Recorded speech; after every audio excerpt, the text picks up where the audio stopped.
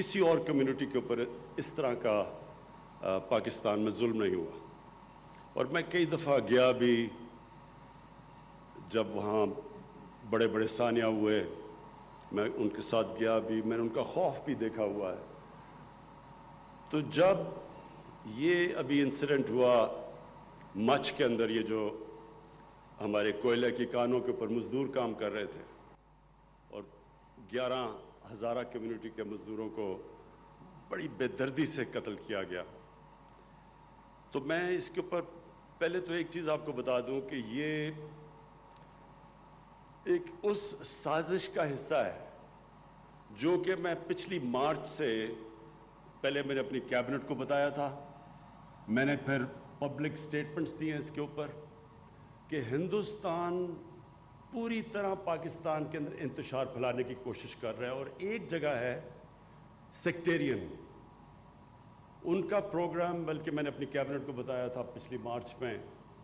کہ شیعہ اور سنی کے علماء کو قتل کرنا اور ان کے اندر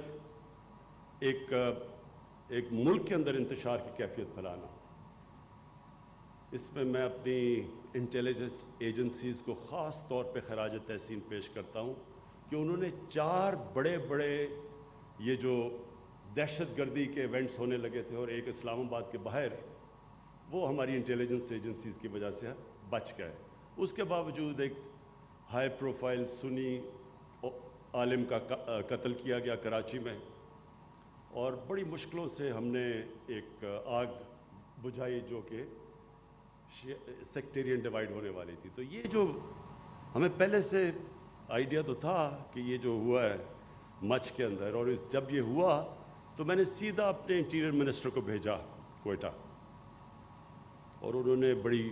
انٹریکشن کیا. پھر میں نے اپنے 2 فیڈرل منسٹرز کو بھیجا اور ان کو ہزارہ کمیونٹی کو یہ بتانے کے لیے کہ یہ گورنمنٹ پوری طرح ان کے ساتھ کھڑی ہے، کیونکہ ہمیں پتہ ہے، مجھے خاص طور پہ پتہ ہے کہ ان کے اوپر کس طرح کے پیچھے ظلم ہوئے ہیں. اور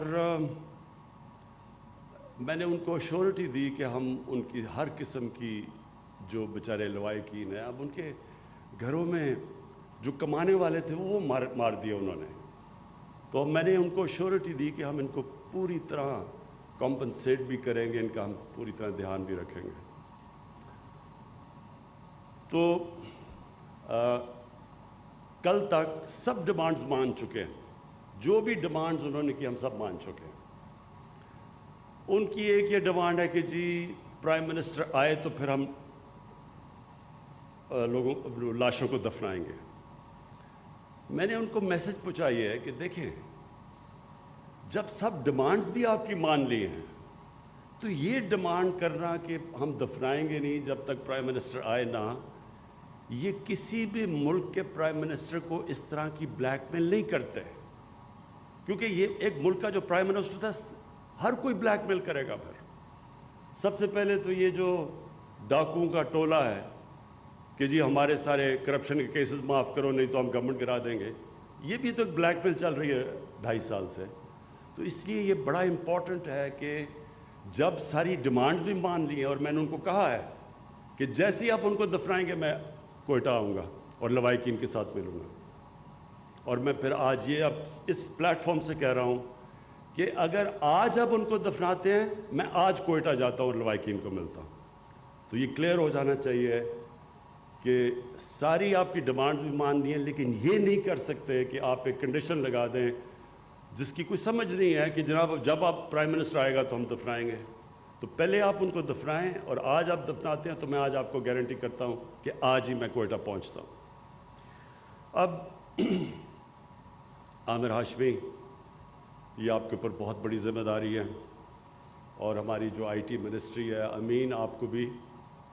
میرے خیال میں یہ ہمیں جس طرح کہا گیا بہت پہلے یہ سٹیپ لینا چاہیے تھا،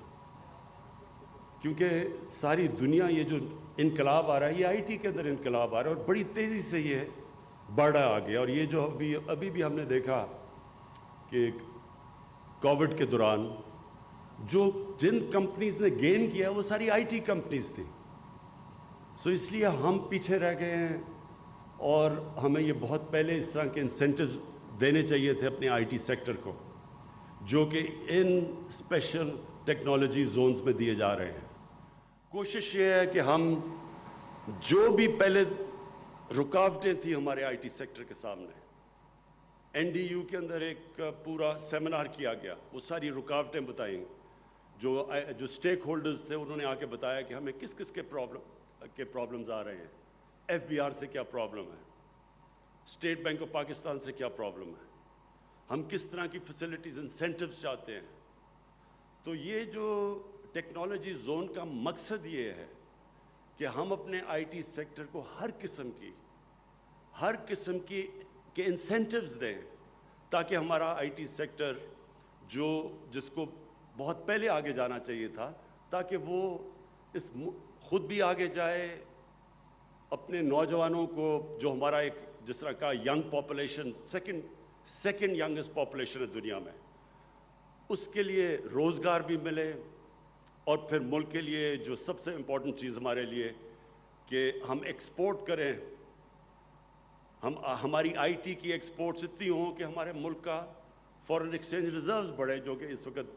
جب بھی پاکستان کے پرابلمز پچھلے 30 سال سے آتے ہیں کہ ہمارے پاس کرنٹ اکاؤنٹ ہمارا ڈیفیسٹ ہو جاتا ہے، ریزروز کم ہو جاتے ہیں، روپے پہ پریشر پڑ جاتا ہے، آئی ایم ایف کے پاس جانا پڑتا ہے۔ تو اس میں یہ آئی ٹی سیکٹر بہت بڑا رول پلے کر سکتا ہے۔ ہم اپنی آئی ٹی کی ایکسپورٹس اتنی کر سکتے ہیں کہ ہم بوسٹ کر سکتے ہیں اس ملک کی فارن ایکسچینج کو، اپنی کرنسی کو سیکیور کر سکتے ہیں، اور ویسے بھی جو سب سے امپورٹنٹ چیز کہ ایک ینگ پاپولیشن کے اندر جو سب سے بڑا مسئلہ ہوتا ہے روزگار دینے کا، تو یہ سیکٹر وہ روزگار پرووائڈ کر سکتا ہے اپنے یوتھ کو۔ تو یہ جو آج سٹیپ ہے، میں اپنے آئی ٹی سیکٹر پاکستان کے اندر بھی امید رکھتا ہوں کہ ان کے لیے یہ ایک ایسا موقع ملے گا کہ وہ بوسٹ کر سکیں آئی ٹی سیکٹر کو اور ملک کی ایکسپورٹس کو، اور دوسرے باہر سے بھی ہمارے